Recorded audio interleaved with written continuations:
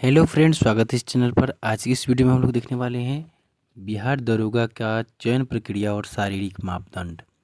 इस वीडियो में हम लोग देखेंगे कि बिहार दरोगा जो है, बिहार एसआई का जो चयन प्रक्रिया है, इसमें कुछ बदलाव किए गए हैं, तो उनको देखेंगे। और शारीरिक मापदंड के भी जो आयाम है उसमें भी कुछ बदलाव किए गए हैं। चलिए हम लोग एक एक करके देखते हैं। देखिए, सारे जानकारी इसमें दिया जाएगा शारीरिक मापदंड से संबंधित और चयन प्रक्रिया से संबंधित। आप लोग ध्यान से देखें, ठीक है। ये सारा नोटिफिकेशन पढ़कर ये जानकारी इकट्ठा की गई है। देखिए, शारीरिक मापदंड के लिए कोई अंक नहीं दिए जाएंगे। जैसे ऊंचाई, सीना, वजन, इसके लिए आपको कोई अंक नहीं दिए जाएंगे, लेकिन इन्हें पूरा करना आवश्यक है, अन्यथा अभ्यर्थी असफल घोषित हो जाएंगे। ठीक है, ये आपको ध्यान देना है कि आपका जो फिजिकल होगा उसका कोई नंबर नहीं दिया जाएगा। ठीक है, ये चेंज हो चुका है, इस पर ध्यान रखिएगा। और देखिए यहाँ पे ऊंचाई मतलब कि हाइट कितना होना चाहिए, तो न्यूनतम ऊंचाई जनरल और ओबीसी के लिए 165 सेंटीमीटर, और पिछड़ा वर्ग और अनुसूचित जाति जनजाति के लिए 160 सेंटीमीटर, सभी वर्ग की महिलाओं के लिए 155 सेंटीमीटर हाइट रखी गई है। अब देखिए, सीना का बात किया जाए तो सिर्फ पुरुषों के लिए ध्यान रखिए। यहाँ जनरल, ओबीसी, ठीक है, बीसी का जो सीना है बिना फुलाए 81 सेंटीमीटर कम से कम होना चाहिए, और फुलाकर 86 सेंटीमीटर। ठीक है, ये न्यूनतम पैमाना है। और अनुसूचित जाति और जनजाति के लिए जो है 79 सेंटीमीटर से लेकर 84 सेंटीमीटर। ठीक है, फुलाने के बाद कम से कम 5 सेंटीमीटर का अंतर अनिवार्य है। महिलाओं के लिए सीना की माप नहीं होगी, ये ध्यान देना है। महिला के लिए सीना की माप नहीं होगी, इसके लिए आप लोग बेफिक्र रहिए। चलिए अगला देखिए, वज़न का बात किया जाए तो सभी वर्ग की महिलाओं उम्मीदवारों के लिए जो है वज़न 48 किलोग्राम रखा गया है न्यूनतम। ध्यान रखिएगा कि 48 किलोग्राम से वज़न कम ना हो। आगे देखिए, किन्नर और ट्रांसजेंडर अभ्यर्थी जो हैं, इनके लिए शारीरिक मापदंड पिछड़े वर्ग के महिला अभ्यर्थी के समान होंगे। ठीक है, अब देखिए नियुक्ति की प्रक्रिया आपको हम समझा दें। नियुक्ति की प्रक्रिया 3 चरणों में होगी। ठीक है, पहला लिखित प्रतियोगी परीक्षा, जिसमें 2 चरण होंगे, प्रारंभिक और मुख्य, और दूसरा शारीरिक योग्यता। देखिए, लिखित परीक्षा के बारे में बात किया जाए तो लिखित परीक्षा के सभी जो प्रश्न रहेंगे ऑब्जेक्टिव टाइप रहेंगे, एमसीक्यू के टाइप में रहेंगे। दोनों चरणों में प्रत्येक गलत उत्तर के लिए जो है 0.2 अंक काटा जाएगा। निगेटिव मार्किंग का भी प्रावधान इसमें है। अगला है प्रथम चरण, प्रारंभिक परीक्षा के बारे में आपको ध्यान से समझना है। जो पहला पेपर होगा इसका प्री का, इसमें 100 प्रश्न रहेंगे और 200 अंक का रहेगा। घंटा दिया जाएगा, 2 घंटे का टाइम दिया जाएगा।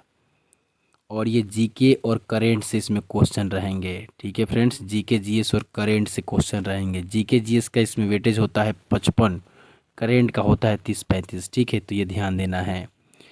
और इसको पास करने के लिए कम से कम 30% अंक लाना पड़ता है।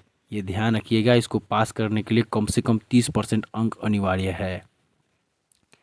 जब आप इसको पास कर जाते हैं तो 20 गुना सफल अभ्यर्थी को चयन करके मुख्य परीक्षा के लिए भेजा जाता है। यानी कि भर्ती जो आई है, जैसे भर्ती आई है 1800 के आसपास, तो इसका 20 गुना जो है करिएगा तो 1800 का 20 गुना करिएगा तो ये हो जाएगा 36,000 के आसपास। तो 36,000 बच्चों को बुलाया जाएगा मुख्य परीक्षा के लिए।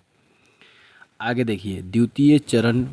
देखिए, द्वितीय चरण जो है, ये जो मुख्य परीक्षा होगा, ये प्रारंभिक परीक्षा में सफल अभ्यर्थी ही इसमें शामिल होंगे। जो प्रारंभिक परीक्षा में सफल हुए अभ्यर्थी हैं उसमें शामिल होंगे।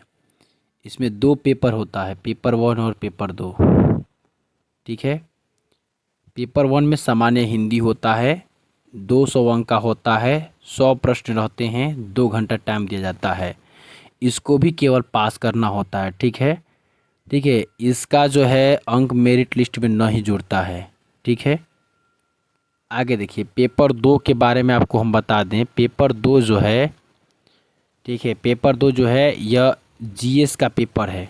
ये 100 प्रश्न इसमें भी रहते हैं, 200 अंक का, और 2 घंटों के लिए होता है।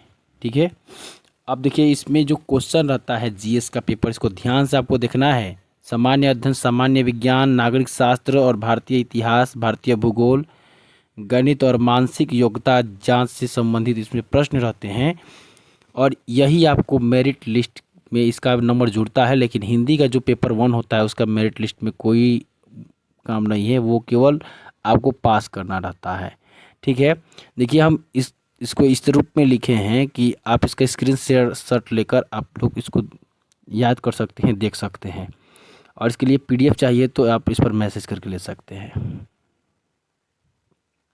ठीक है, अब देखिए चयन जो होगा मुख्य लिखित परीक्षा के आधार पर, जो चयन जो है मुख्य लिखित परीक्षा के आधार पर रिक्तियों के 6 गुना अभ्यर्थी को फिजिकल के लिए बुलाया जाएगा।